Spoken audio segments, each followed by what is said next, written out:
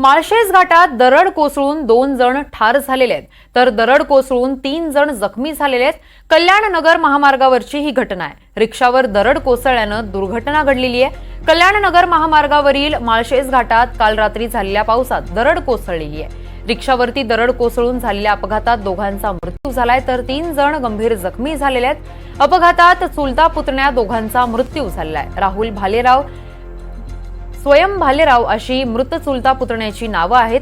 भालेराव कुटुंबीय रिक्षाने कल्याणकडून नगरकडे जात असताना टोकावडे पोलीस ठाण्याच्या हद्दीत रिक्षावरती दरड कोसळल्यानं हा अपघात झालेला आहे। मुलुंड मुंबई येथून चंदनापुरी संगमनेर येथे आपल्या गावी जात असताना हा अपघात झालेला आहे।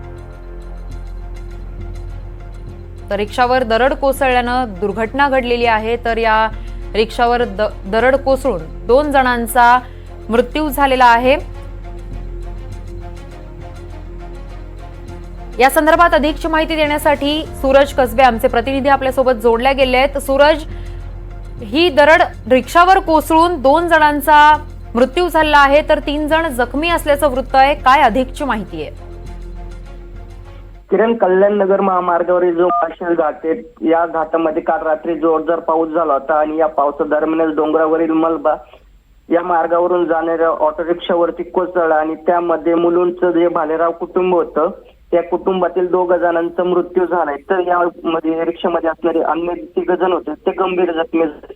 भालेराव कुटुंब हे मुलुंडवरून संगमनेरच्या दिशेने आपल्या मूळ गावी जात होतं। काल रात्री जो पाऊस झाला त्या दरम्यान डोंगरावरील जो मलबा होता या रिक्षावरती कोसळला आणि यामध्ये जो रिक्षाचा चालक होता राहुल भालेराव आणि त्याचा पुतण्या 7 वर्षाचा जो स्वयं भालेराव याचा जागीच मृत्यू झालाय।